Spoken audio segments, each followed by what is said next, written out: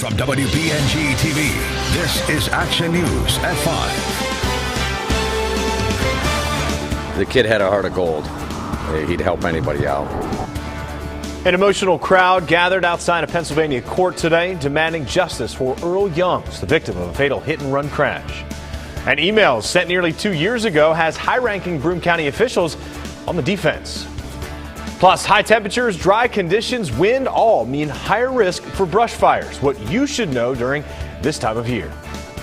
At 5. The health department gets involved after children handle roadkill at a local school. Where they got it from might be the most surprising. And Binghamton Mayor Rich David looks to add new positions to make the city safer.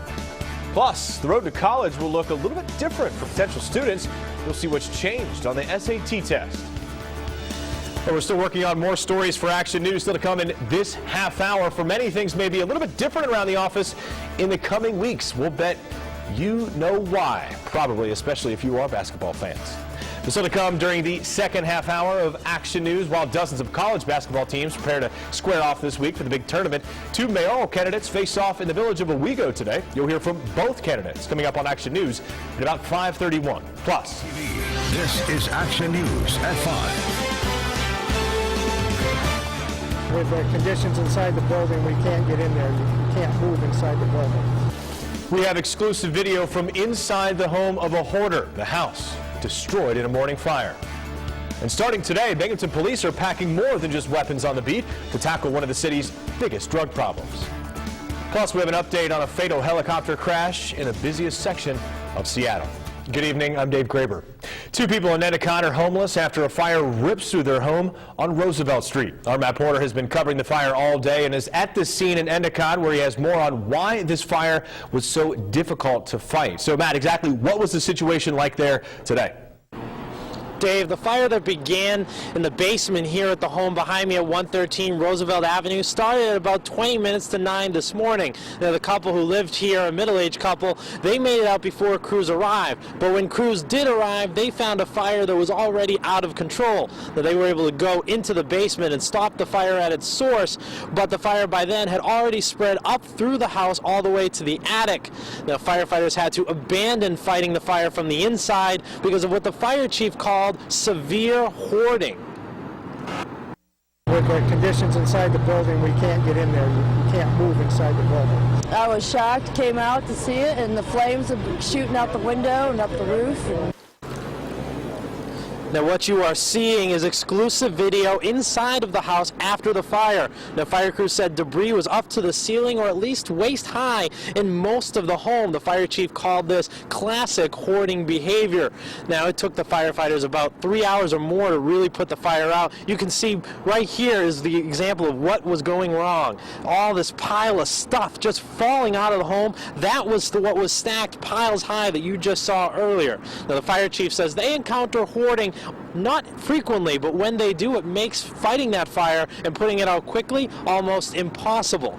Live here in Endicott, I'm Matt Porter, WBNG TV, Action News. Yeah, that's a good point, Matt. Thanks very much. Meanwhile, the investigation is underway into what caused a fire at a business in Johnson City. It happened just after 5 this morning at Hank's Warehouse at 101 Lester Avenue.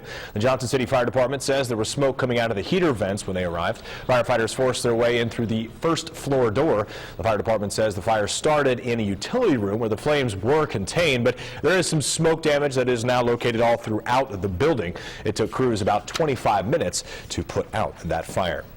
New York State Police arrested a Groton man after they said he was making methamphetamine in a home. Troopers said today they arrested 27-year-old Jason Harvey after executing a search warrant at the home in Groton.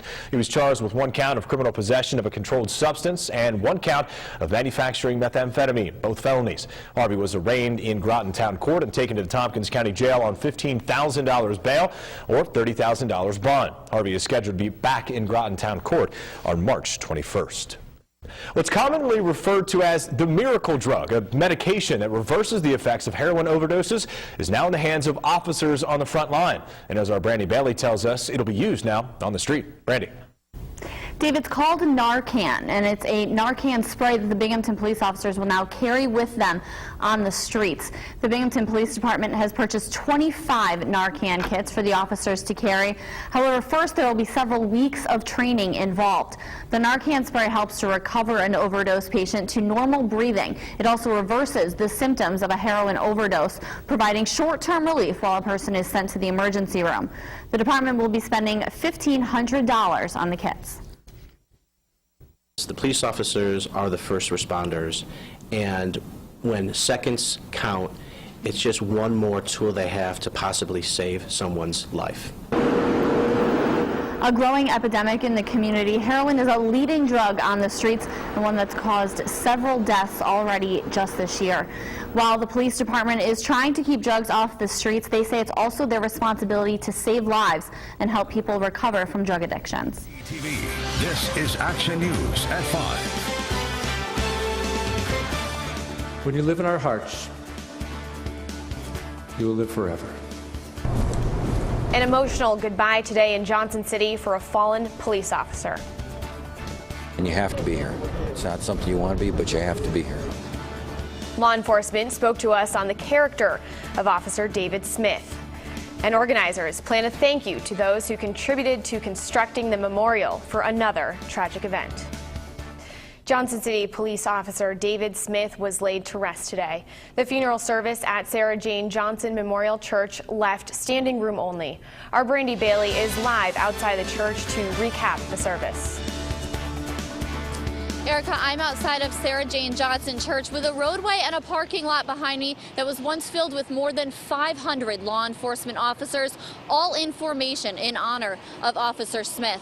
Now inside of the church, family, friends, and law enforcement officers stood tearful as the casket was brought to the front of the church. Johnson City Police Chief Joseph Zukuski led the line of law enforcement officers into the church, followed by the family. Prayers were read and songs were sang in memory of Officer Smith. Smith's uncle read the family eulogy, creating a timeline of his life. The one thing that always stayed constant for Officer Smith was his dream of becoming a law enforcement officer. All his life, that's what he wanted to do. And he was fortunate enough to be able to do that.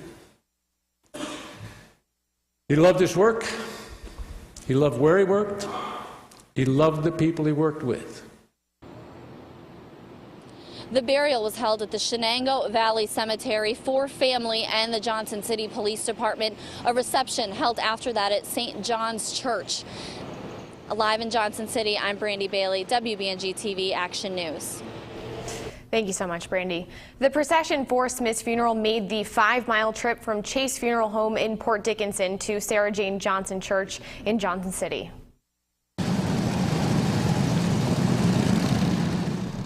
Led by motorcycles and police cars, their sirens were silent in honor of Smith. Sitting in the front seat of one of the police cars was Smith's son. At the end of the funeral, the procession started back up, taking Smith to his final resting place in the town of Fenton. Standing in formation outside the Sarah Jane Johnson Church were hundreds of members of law enforcement. They came from all over New York State and some from across the country. Our Kelly McCarthy tells us more about the brotherhood that sticks together through the good and the bad. Erica, we've heard from Police Chief Joseph Zukuski saying this week that for many people in uniform, it's more than just a job, it's a calling. And the hundreds of people who stood outside the church during Officer Smith's funeral are more than just co-workers, they're family. Law enforcement I spoke with say it's a brotherhood. Agencies from all over New York State and surrounding states came to honor DW's life and help our local officers cope with their loss. It can happen to anybody at any time, not knowing the circumstances of each call. And we all understand that, we all know that's what we're sworn to do. Unfortunately, nobody ever wants to go through this. It's a little easier when we band together and, we grieve together, show our respects to the family, and it helps everybody to get through it. Some knew Officer Smith, but many of them did not. But they still didn't hesitate to travel here for his funeral because they say the band of brothers always sticks together.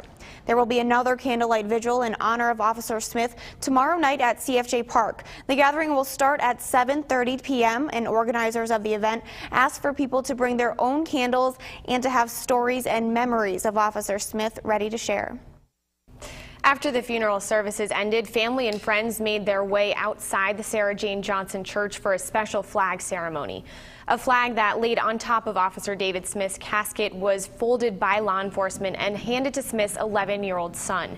Police Chief Joseph Zukoski then gave Smith's mother and wife folded American flags.